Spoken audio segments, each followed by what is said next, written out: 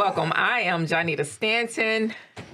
We have Reginald Perryman, Kashka Williams. We are TSARE, and this is the There's Something About Real Estate podcast where we talk all things real estate.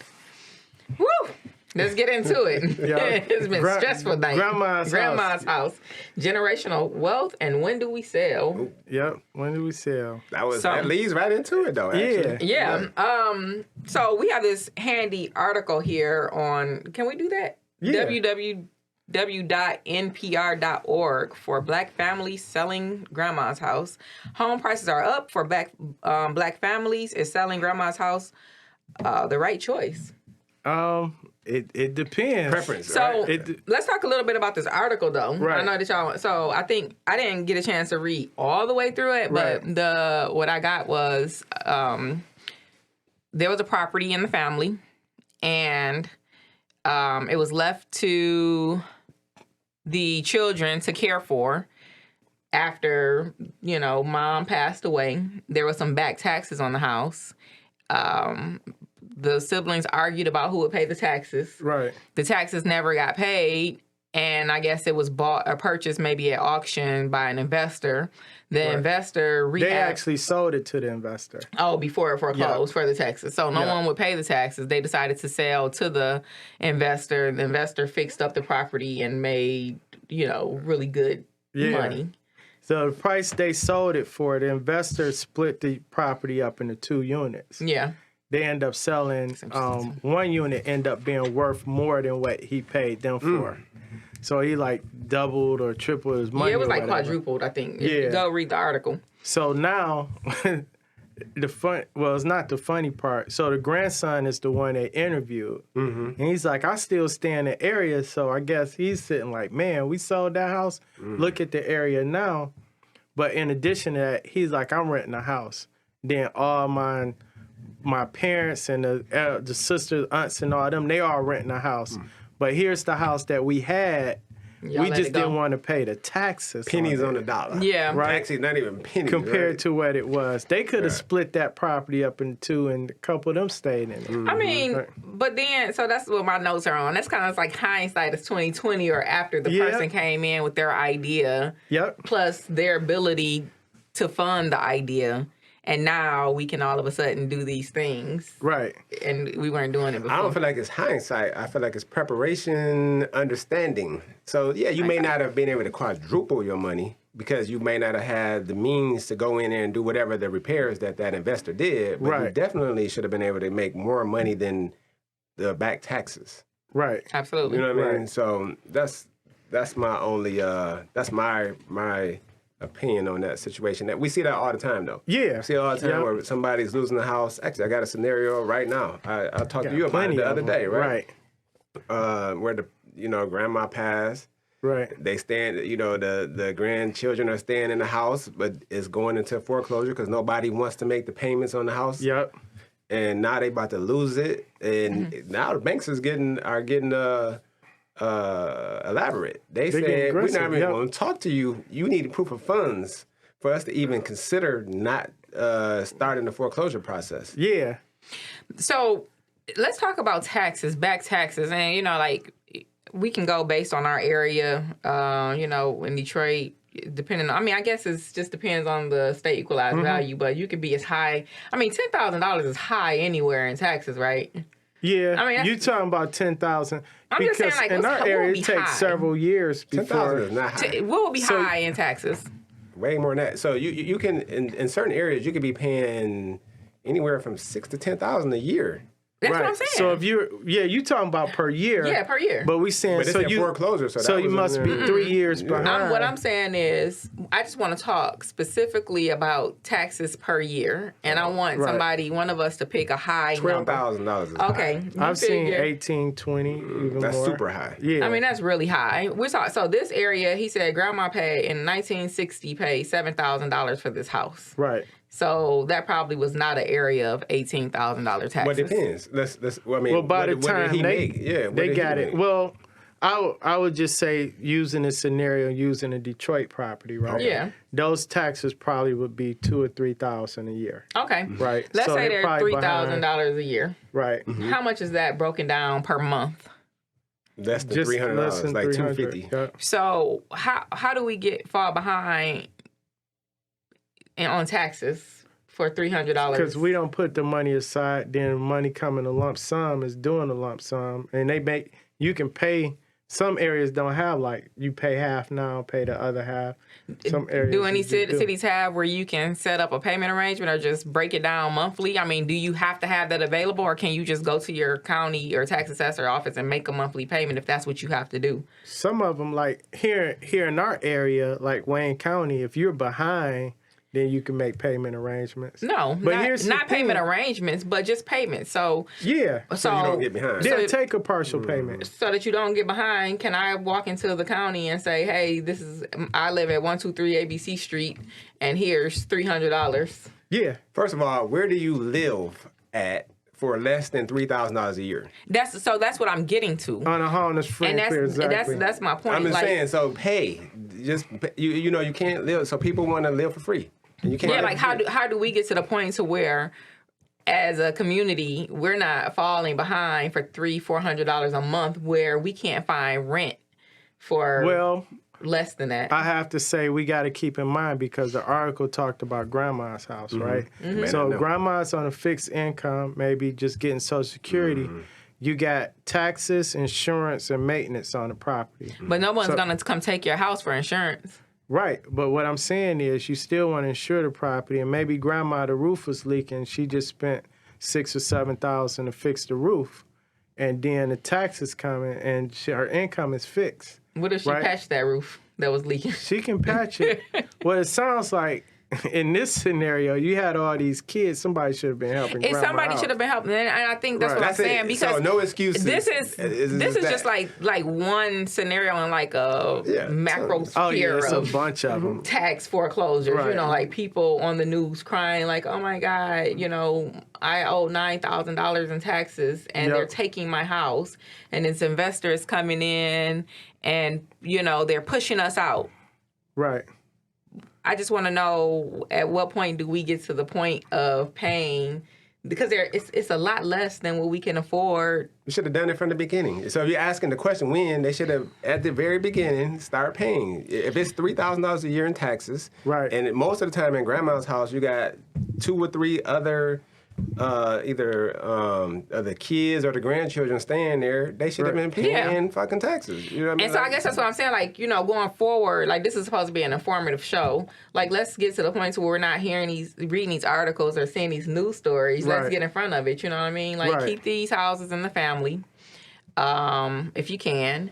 You know, pay the taxes. Right. Somebody give grandma $150. Yeah, get grandma 100. Everybody chip in, get grandma $150, $200. Yeah. Right.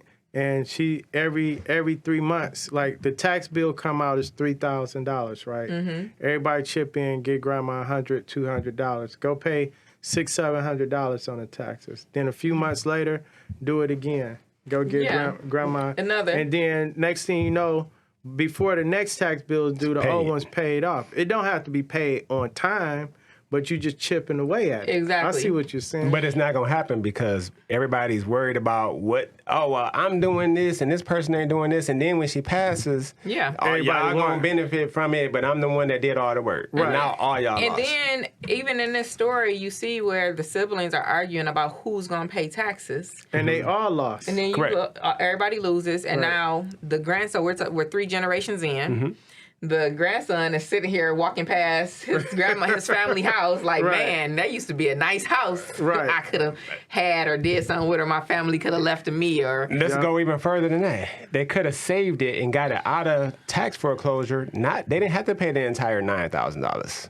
They could have paid. It depends on the cities. yeah, we're just using it as a Detroit. hypothetical Right. number. Okay. In Detroit, Right.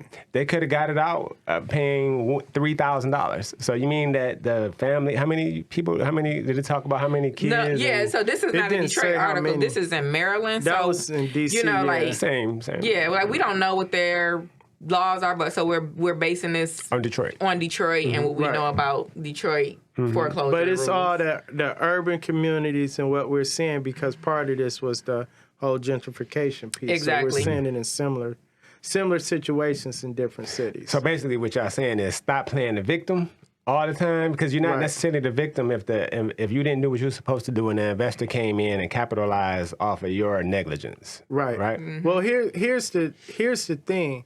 He said everybody is now renting, right? I'm pretty sure they all paying more than $300 or $400 a definitely month, are. right, in rent. So it was like it could have been a scenario where at the time they sold it, they didn't see the house worth repairing because of what the area was at that time. So I think a lot of times we live in the area and we devaluize that area. We can't see in front of our nose, basically. So Right. we're standing in it, we're sitting in it. It's like we've been here all this time. We see everything it's been through, whether it's been, like the drugs, the prostitution, the dilapidation, Right. like, how we don't care for the properties in some of these communities. And it's hard for us to step back and actually see the value in the property. Like, oh, this property has square footage. Oh, it's close to the downtown area. Oh, it's close to the water. Right. We can't see this stuff because we're sitting in it and we don't have any value on it. Right. That's the first thing they say. First thing they say is, it's not worth what's owed on it. Right. That's the first thing they say, right? Right. Like, oh yeah, it's a $100,000 mortgage on there. It's not worth $100,000. All right, then let it go. And then when a person goes and purchases it and fixes it up, uses their money and takes that risk, and then they get the benefit of it, don't be mad. Don't go crying victim. But it goes back to what you said. It's not worth. How do you know what it's worth? A lot of people don't even do the research. They just say, okay, it needs a roof, it needs all this work, but then we owe this on it. It's not worth that. How do you know who did you talk to and who did you consult with before you let it go in taxes? Because it had to be worth something for an investor to buy it and still have to put more money into it, because the market really determines the value, right? Whatever the demand is. So if somebody's willing to buy it at any price and put X amount of dollars into it, it's got to be There's some worth, value. There's some higher value. there, right? So a lot of times when I talk to people, or even like when I pull Wayne County delinquent taxes, you'll look on there and you'll see people like, damn, they delinquent $8,000 and the house, they about to lose it in several months, and the house worth $125,000. You ride past it, everything looks nice and average. Worst case scenario, the inside might be messed up. It's still worth $60,000, $70,000, but they owe $6 or $7. Why haven't they sold it or done anything with it? And then you see it go to tax sale, and you like, damn. There's a lot of reasons why I think we have roadblocks. Right. Emotionally, mentally, there are things going on that you just can't move in that space. Right. And then also maybe finances. So maybe you do have enough money to save the house, pay the taxes, do a few repairs. Right. But do you have the funds to do a conversion? So in this article, the investor did a conversion from a single family to a multi-family property. And it sounds like it's a nice place. So how much did that cost? Right. Because people also kind of look at that like after the fact and say, well, we had capped it and, we could have did that. And, but could you? But could you really have done it? You may not have been able have? to do the conversion, but guess what you could have done? You could have made more money than the taxes. So a lot of times I always refer back to the loan fellow. Right.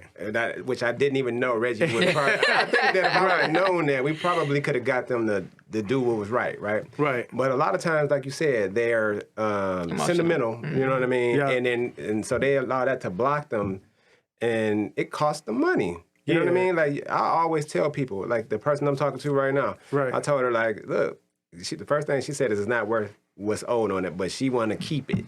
Yeah. Well, it don't make sense. Yeah, like what? Okay, if you want to keep it, then you got to pay what's owed. Right. If you don't think that it's worth what's owed, then let it go. Right. Right. But a lot of people don't want to. And then when they get adequate help. So, all right. So in the Longfellow situation, that person he had you on one side telling him. Yep. And then he had us on the other side explaining to him what was going on. Yeah, the bank telling them. Yeah, so yeah, everybody several explaining to people. you. Yeah, but you don't want to listen when you got all right, I understand you may not know everybody. So the first person, like, I don't know. He might be trying to get over on me, right? Right. Second person, all right, two different people said the same thing. Now you got to start perking up. You got to start understanding there might be some truth to what's being said. Right. And then the bank says it? Right. What? This is a no-brainer. Here's the thing, like in this scenario, like say the family house, grandma's house or whatever, the reason you sold it for that price was because you was trying to prevent foreclosure. Mm-hmm. But if you could have just paid the taxes, then you could have sat back and had some time to assess it and say, okay, what's this really worth? Can we put a little money into it and sell it for a lot more?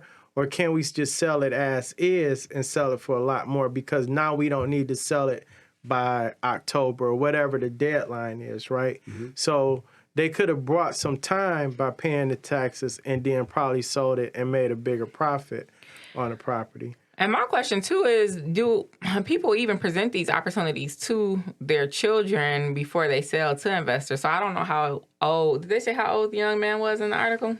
He's grown enough to know that they made a bad decision. Right. He paying rent, right? So paying rent. The reason why I asked that question is because he's 26. Okay, so he's 26. I don't know, the time frame or the time difference, but curiosity is kind of like, did the family also go to any of the children that were 18 or over? Mm-hmm. Some people who had capacity, maybe a little job or something, ability to pay rent someplace and say, here's what's going on with grandma's house. Right. Is it something that you want to take on before we make the sale? That they even give those children an opportunity to keep that house in the family? Right. I want to speak to the individual because there's always one person typically in the family who has the means to be able to save it, and they won't because they're being prideful too, right? Yeah. You being just as ignorant as the people that didn't pay the taxes when they were living there, right? Because, all right, you're able to go save the house for $3,000.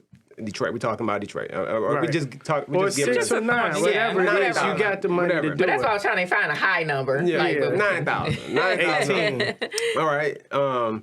Okay, yeah, when you pay the $9,000, other people are going to benefit from that. Right. All right, but so are you. Yeah. You're going to get back more than the $9,000 you invested. Right. And you can probably negotiate something with the family. Say, hey, all right, y'all, so we don't lose the house, I'm going to pay the back taxes. Right. But in order for me to do that, I need whatever. Everybody to sign off saying, I'm going to get my 9 first, and then we're going to split the difference. Right. You know what I'm saying? But those people are being honorary and saying, you know what? No, y'all not benefiting off of grandma in her when she's gone. You know what I mean? And now everybody lost. So this is one thing in the article the attorney said. It was an attorney to talk to.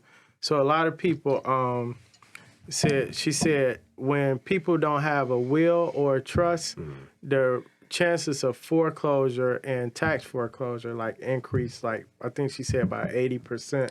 It was some percentage in there.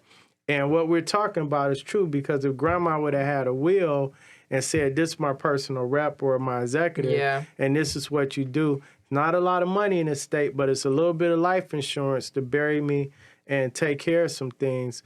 The courts probably would have said, look, y'all about to lose this house. Why don't y'all sell it or why don't y'all pay the taxes? Because somebody could have jumped in and said, and then that person that had the money could have said, I'm going to loan the money to the estate.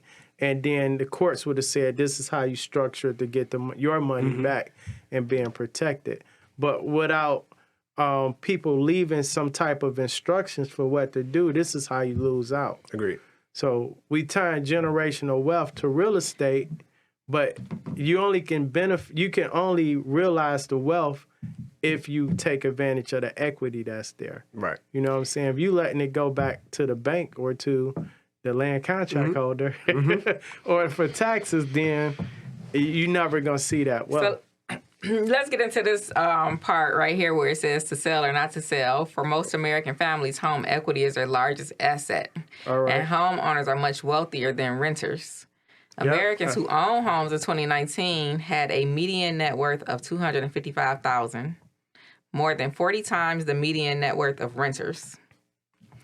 So, Where's that? So that's in here. Median so that's income of $255? no, based on the saying- equity in the property. The amount of equity in the property. They're talking about across the country. So everywhere is going to be different. Right. Just like here, it's completely different in Oakland County than it is Wayne for sure. County, right? And before you talk about that, I want to also hit on this where they talked about Americans' racial wealth gap. Right. In 2019, the typical white family had $184,000 in assets, while the typical black family had $23,000, according to an analysis by the Federal Reserve Bank of St. Louis. But see, that talk about too, you got to mention, we got to factor in home ownership because of what we just mentioned. So you talk about this family, they had a house that was worth $250,000. It goes back to that 225 or whatever in net worth, right? They just lost it for taxes. There you go, right? So you eliminate the home ownership, you eliminate part of the net worth. So, but it works against you in a market where the property values are falling, like when we go through a crash or something. Or does it? It depends on the situation. Because you may have built up, so like most of these people in this article, they bought these homes for $7,000. So even if property values dropped, they didn't drop back Was to it a 7. recession in the 60s? Or that was the 70s?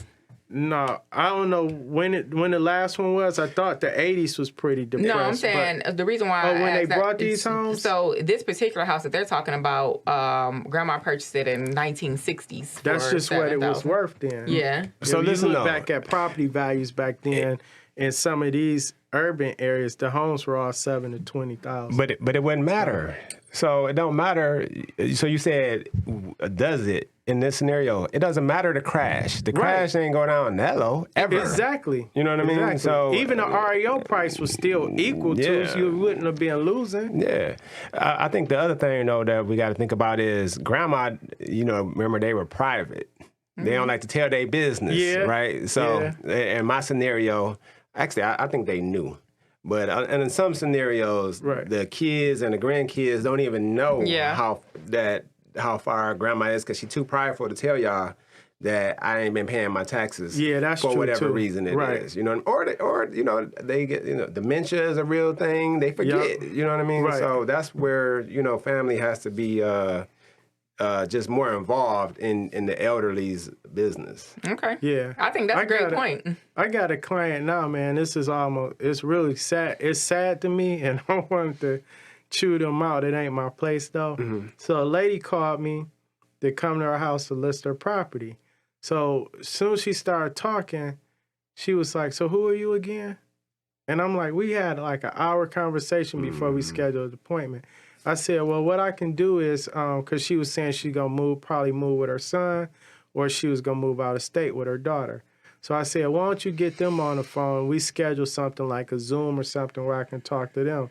Now, this lady is living in Detroit by herself. She's like close to 80 or whatever. She's probably older than 80 now. This was a year. Well, I know she's older now. But she has a relative that's here, but he's further up north. And she has a son that lives. And they're letting her live here in this house.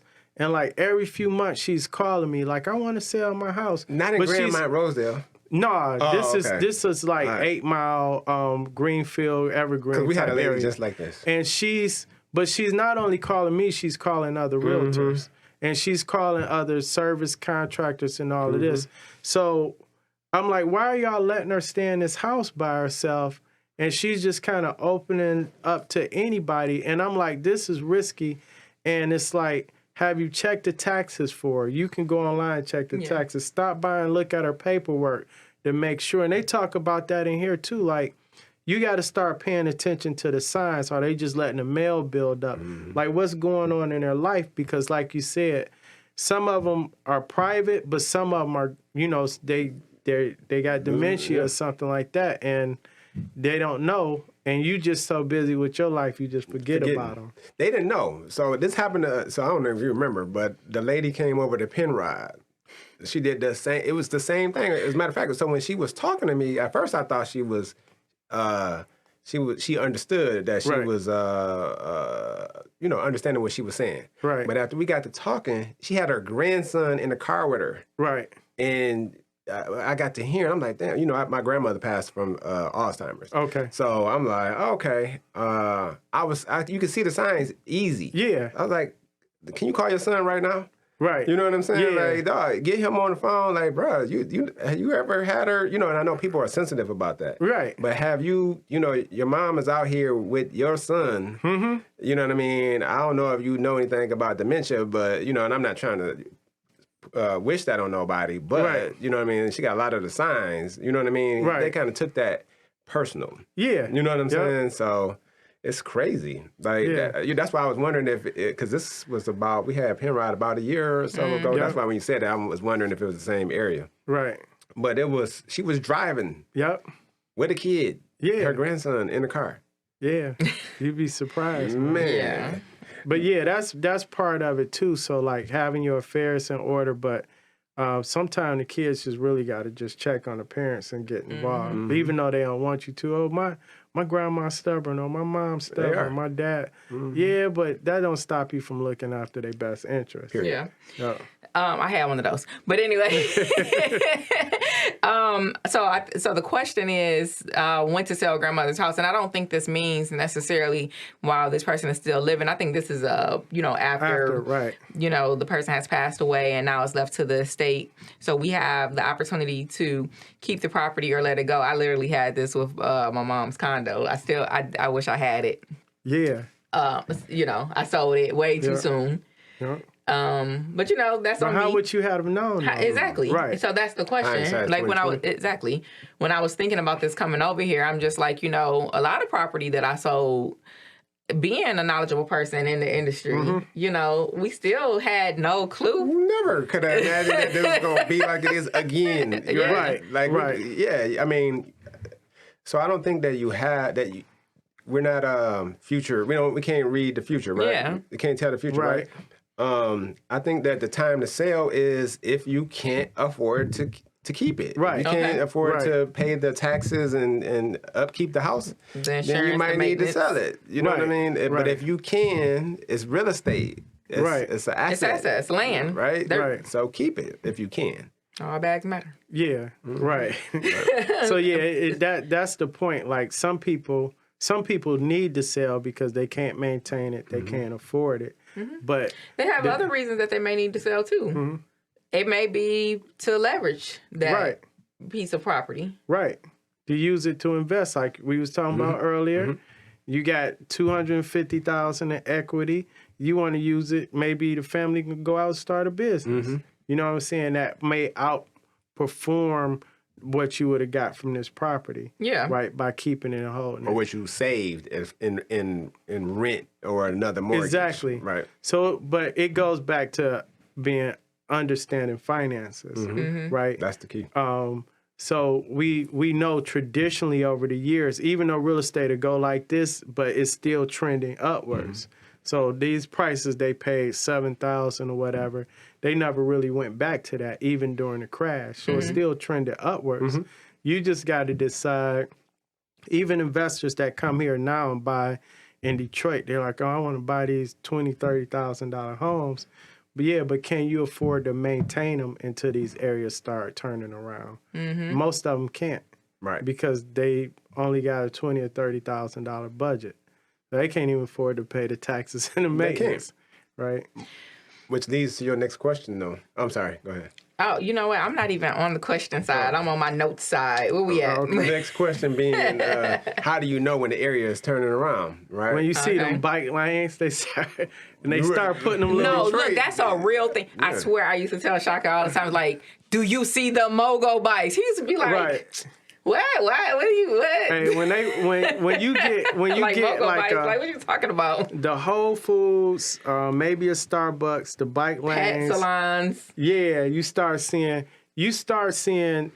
things being developed for people that outside of the people that normally live there, right? That's what I was about to say. So you start seeing improvements for a different market of people. The roads look better. Yeah. Different ethnicity, like, period. So you could just say bluntly in Detroit, Right. when you started, Detroit is mainly black area. Right. When you start seeing other ethnicities start to move in, Right. And they walking and running and riding bikes. I can say this. Bruh. It's not it's race, but it's also income levels and class. And what I mean by that is, so like there's areas where a Starbucks and a Whole Foods won't work. Yeah. Because the income levels are not going to support that business. So when these people put these businesses in there and they're developing certain type of shopping centers or whatever, they've done research on income levels, who's moving in. If you look at, like, there's websites that tell you like where money moves or something like that. You can tell where people are changing to and why they're moving there, right?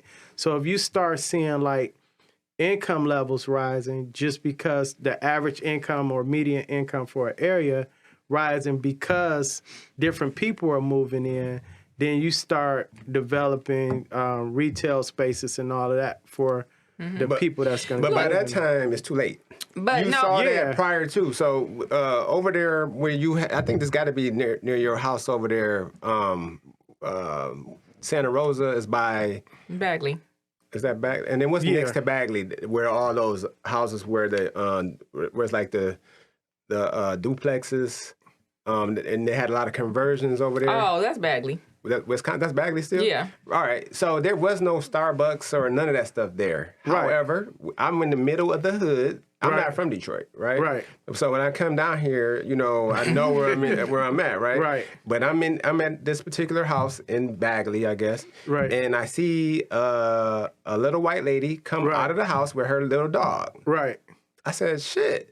This, you know what I'm saying? Right. I was looking around like, did y'all see this shit? You know what I'm saying? Right. Like, what's going on? So that was prior to the bike lanes and all that stuff. Yeah. Because she was walking over. Because some of these people, people that are not black, they have been there for 30, 40 years and they're still there. So you have that as well. Yeah. And some of those areas were always like some of the top areas. It's just that now you got more. Because the same area that he's talking about, I'm sorry, but that's like, my mom used to, that's the fashion district. We used to go over there and go to Ada's, the shoe store. Yeah. We used to go to Baskin Robbins. Exactly. Right. So, and for my mom, she's very like high sedity, you know what I mean? So the income, like Reggie said, in that particular area was traditionally there. But this place was dilapidated. I don't care. It wasn't no income there. It dropped. It dropped and came. But what she's saying is that was always a higher That's income cool, but area. not when I saw it. So what I'm saying is, when I went over there, the way in the world y'all could. There was nothing there. No, it was like a bomb. Well, you were saying. Your point was he probably talking about Fitzgerald. He not could be Bagley. Fitzgerald. You might be talking or Maregrove. Where we were. This is what I'm saying. I hear everything y'all saying, but we're talking about the signs of when that the area is turning. So we're not talking about areas that didn't turn. So you don't need that sign in Sherwood. No, I'm saying in certain Sherwood, Bagley, in certain areas you don't need a sign. People stay there. They've been there long term, right? Right. But in certain areas in Detroit or in other inner cities, there were areas where looked like there was literally bombs dropped there, and all the houses are dilapidated. There's no street lights. You don't want to be there, right? Even in the daytime, and let all alone of a at sudden night. it started but changing. if I'm there in the daytime and I see this lady with her baby dog, her little bitty Chihuahua, whatever kind of dog it was, walking out in the middle of the hood, that's a telltale sign. That's the sign I need. That one lady. Yeah, it could be. Right. It could be. All I was saying is you have to also consider the people, who have probably been there as well.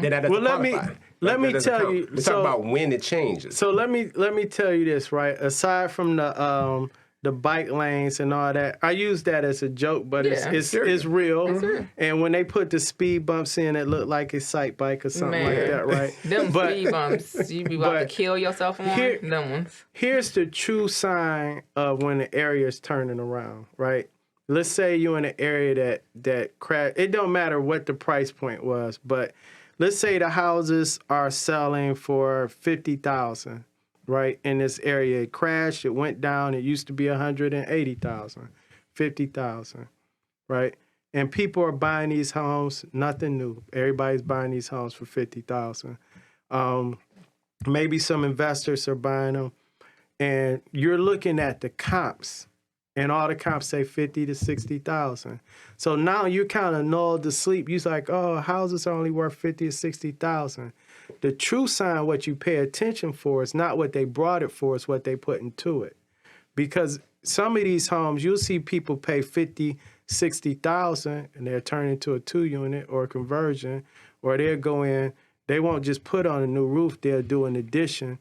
Those are true signs that an area is getting ready to change, because if you got homeowners that were going to pay $200,000 in Bagley, and then they go a neighborhood over, and they buy a house for 50, but they put 85, 90 into it, all they're doing is taking the same money, they're bringing it here because their money can go further for the same square footage. And that wave is going to come doing the same thing, and that's how you start getting that spillover. So don't look at what the homes are selling for, look at what people are investing. I feel like that's still too late. So listen, I'm telling you. Well, you can start seeing it soon because you're watching the people do it. I'm gonna tell you why I feel it's too late. So Jay talked about this too, Jay-Z. And he's talking about how they suppressed the values. Right. So when they first moved in, they didn't put money into it. This house that she came out of didn't look like anywhere I want to live. Right. It didn't look like she went in there unless it was inside. It was like coming to America. You know what I mean? Probably so would. they, you know, when gentrification happens, they're not coming in and building a palace right away. They coming in because if they do, what's going to happen? Right. The rest of the house, the rest of the comps is going to increase, right? So now the rest of the people coming in is going to be spending more for the house. Right. No, they're not going to do it that way. They're going to come in and buy everything up while it's low. Right. And then once they got enough, that's a sign. But that's another sign, that's gentrification. That's gentrification. Period. That's how gentrification works. Here's what I'm saying. But that ties into the sign. If before nothing was selling. Now everything's selling, even though it's selling low. Correct. I agree because with that. What I mean is, okay, let's say nothing in the area has sold for more than $50,000. Right. And you get somebody to buy a $30,000 house, and you like, but that house needs $40,000 in rehab, and they buy it anyway. You're like, oh, they're buying all these houses up for $30,000. The key word is they're buying them up, but they're still putting 40 into them. You still think the house is worth $50,000? No, these houses worth 70 and 80 now.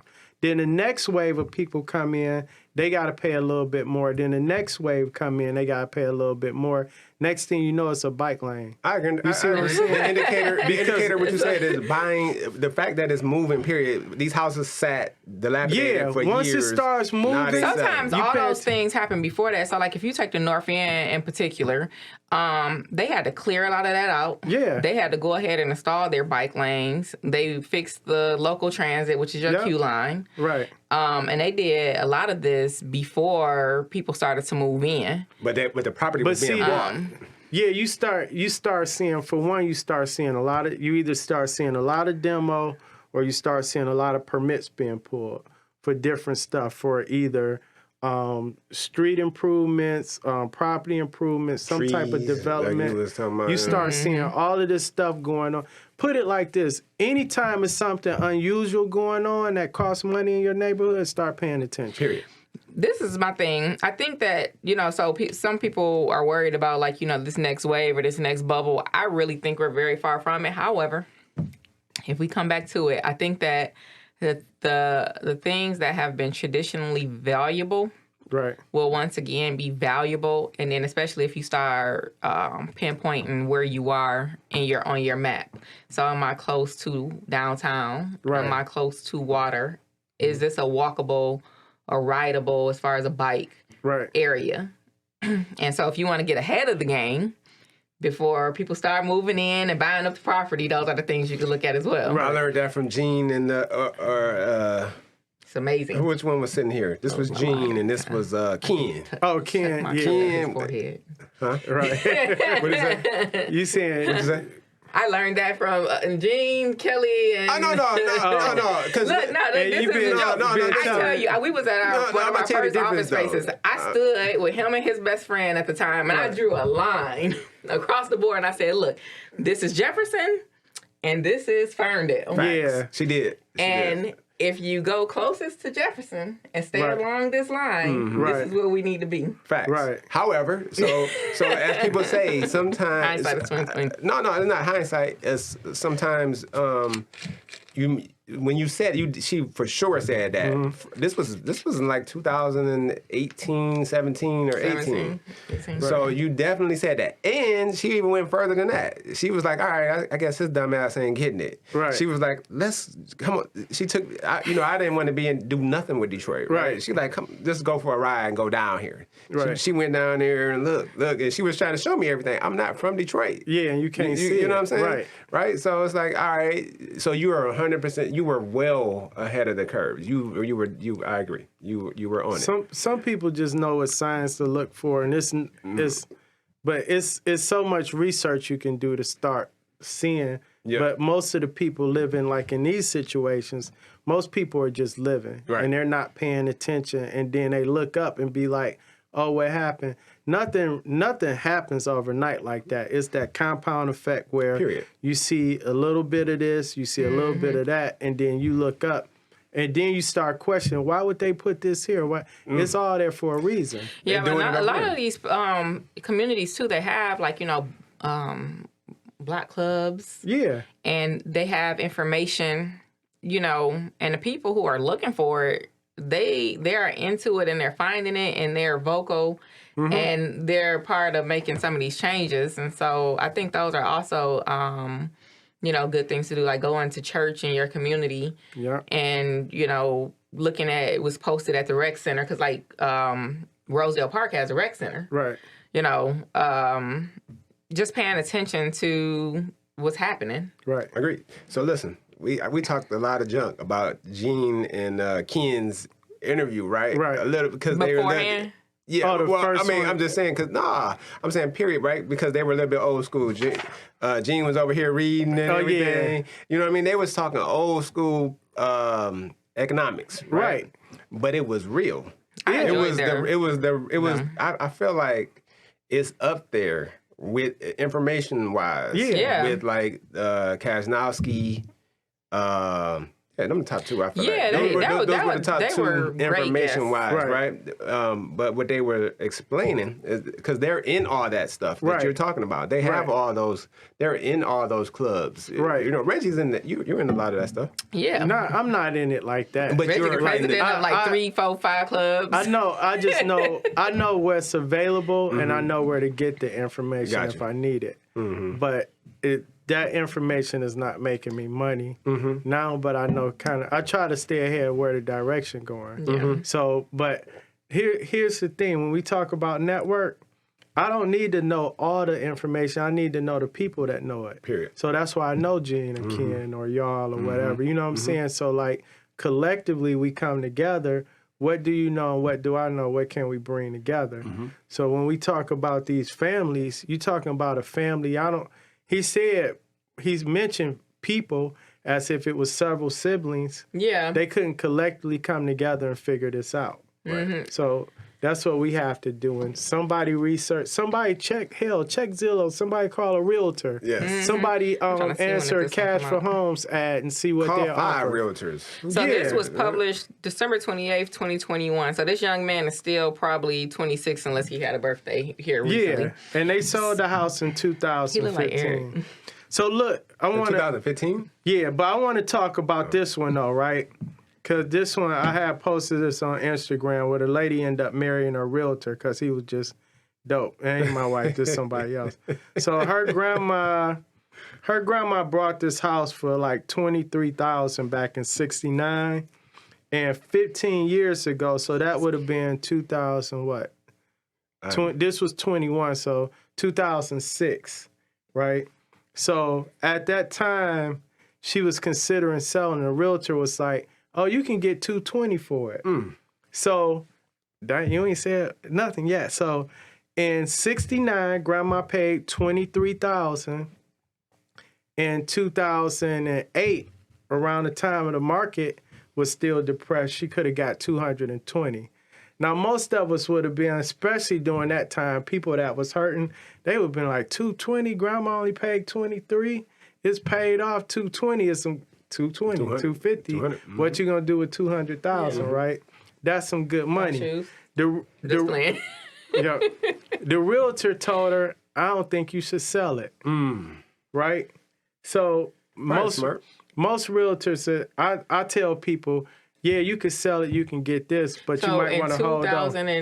2008, it was worth 220. Which that was the 600. it was surpassed as far as it was gonna go. This was it was low this there. was like that Maryland, DC. Oh, okay. DC. Across the world though, it didn't matter where you was. That's No, when but I'm trying to see what the prices were value so- currently is. So because of US East, that shit could be a million. I want to ask you. Right. So you in that situation? What you sold? Yes or no? Yeah.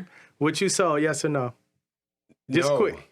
No. No. He lying. Even though realtor told you could do a lot with 220. The realtor told her not to sell. Yeah, but you got He would've 220 cash. You're not listening to your. He No. would have been like, use your Listen. brain. So I would use my brain. Wait, could we just argue? So what would you have to deal with He would've been 220 like, I'm cash? using my brain. You My personally, brain Oh, you're talking about what I Don't saw. sell. Yeah. Oh, yeah. Me it's free and personally. clear. Yes, you yes. got 220 cash in 2008. Yes. You could have brought a lot But of property. Yeah, he probably told the truth. 100. No. Listen.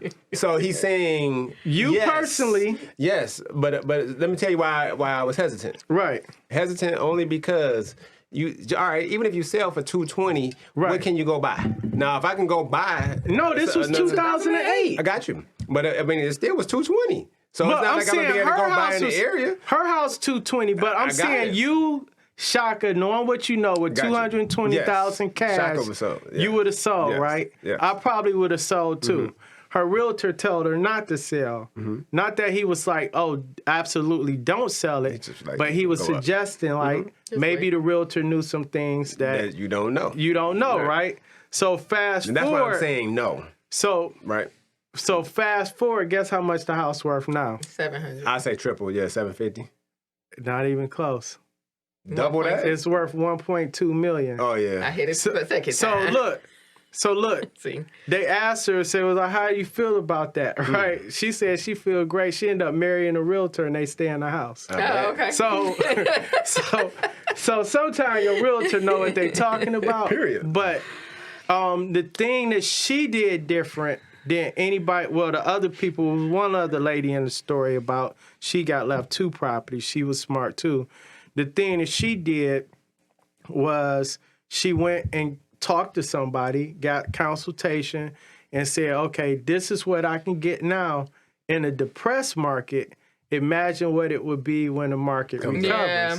And she probably was in a situation where she can maintain and She keep had the to. property. I swear, I was at the holiday market and down here in Roanoke, and I was standing in line, and this lady, she was just talking to me. She's like, "Yeah, I'm in town, Mom," and so for some reason she was talking about, maybe I told her I was a realtor, who knows? Yeah. And she was like, "Yeah, I'm getting ready to sell my house." I'm like, "Where you from? Where you live?" And she's like, "Oh, on the West Coast," and I think it was Oregon, something Right. like that. And she's like, I paid like $200,000 for my house, and we're selling it for like $2.4 million. And I'm like, I'm damn here. God. Look, I'm trying not to pass out, Right. trying to maintain my professional. Yep. Like, that's wonderful. That Right. is awesome investment that you guys must have made. But like those numbers are crazy. Yeah, because you think about it. So let's tie this back into generational wealth and real estate being part of your wealth. You said the average American median net worth was $225. Yeah, I know. Well, white. That's It white. was 255. 255 for white. It was 43 or something, or 23 for black. Right. But here it is. She's got $1.5 million just by keeping a house. You see what I'm saying? So when we talk about rent versus buying, yeah, why you sometimes buy, it right? makes sense to rent, right? But So it was in 2019, the typical white family had 184,000 in assets, while the typical black family had 23,000. right. So you figure out. So Oh, the net worth, the median net worth was, so Americans who own homes in 2019, the median net worth was 255,000. So that was just Americans. right. Oh. So you factor in, and this is not That is not every situation, but we hear it more than often. Maybe it's not $1.2 million, maybe it's only 500,000, but that alone puts you above that average, right? Just by just simply sitting and holding on to it, holding on to grandma's house. Right. Because that generation of baby boomers and all of that, they were buying homes when they could, right? And they paid them off. I don't think our generation is probably paying our homes off. I don't think we're going to be able to leave the same. We're not leaving. We're not leaving the same way. Right. Mm-mm. So it's a whole different mindset. We don't work the same. We going to probably leverage everything. We going to sell one piece of debt to go into another piece of debt. So the thing that I like to say before we wrap it up, that 26-year-old, you know, I hope that he's learned something. Yeah. You know, and it's not a bad thing. You know, his family did what the family had to do. But now that you're walking through that neighborhood and you've had this experience, you know, it's not firsthand per se, because it was really his parents, right? Right. That, you know, is dealing with the situation. But, you know, maybe this has educated him more to be more interested in real estate, you know, looking and seeing what that investor did with that property.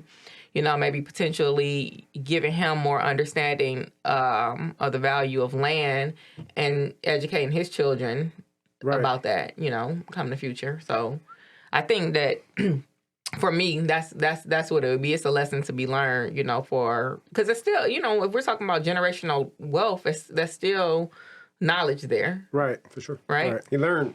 Yep, he learned. That's why they you call Jeter. You say because they had trust where to skip a generation. Yeah, because there's several things in that scenario. Skip over these dummies.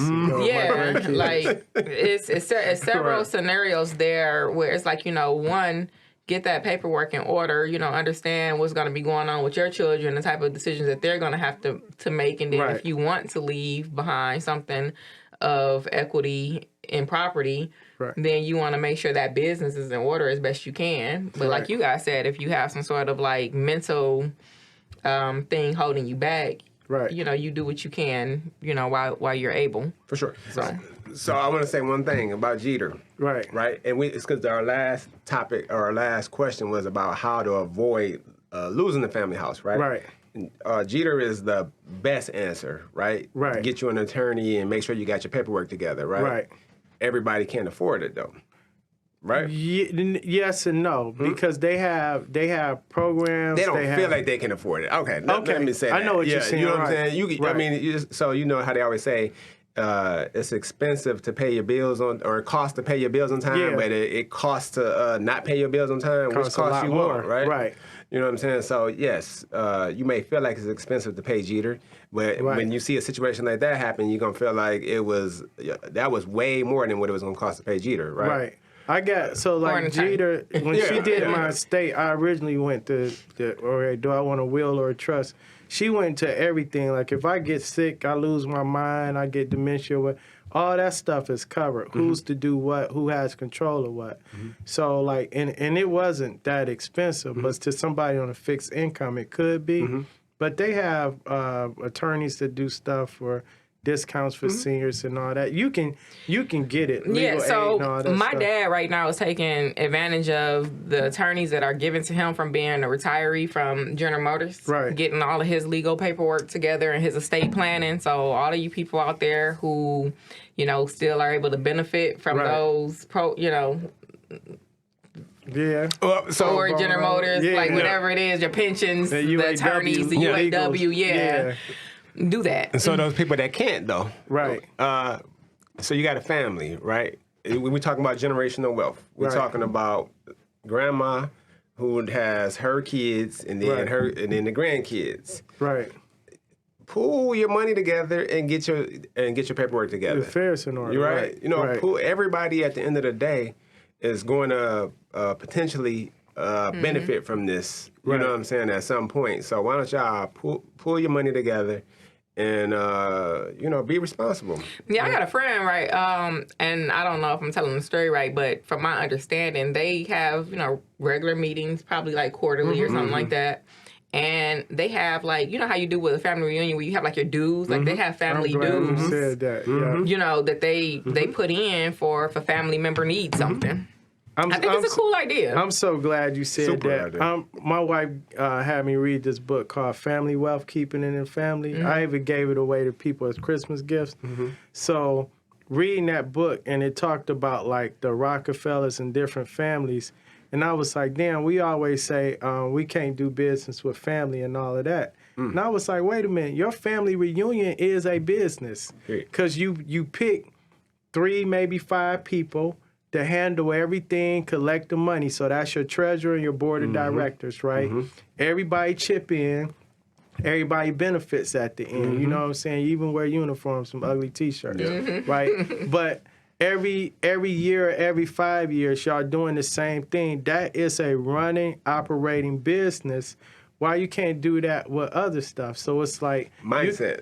Yeah. That's all So it it's is. just like organizing it, documenting stuff, what to do. And one thing that we know for sure, a family reunion process lives on because the people like, when we was younger, maybe it was our aunties, right? Now they're the elders, and they don't do that work. Somebody else jump in and do it. Us do it. How did they know to do it? Because somebody left instructions. This is what we did the previous year. It's just like a business. You leave instructions, policy, and procedure manuals, and you pass it along to the next board of directors. 100%. It's the same thing. Name that book again, Reg. It's called Family Wealth, Keeping It in the Family. They not paying me or sponsoring, so I'm only gonna say it once. I know. I'm just saying, like it's still a good But no, resource. it's a hell of a read because I learned that some of these rich families, they had kids that didn't want to be in the business, and some of their kids said, "My business is the family," and like. I forgot which one. It was either one of the Fords or Rockefellers. He didn't want anything to do with the business, but his objective was to make sure everybody in the family had like their wills, trusts, all their financial affairs and stuff in order. So it was like that became his business. That's a good idea. So All right, guys. all right. That's a wrap.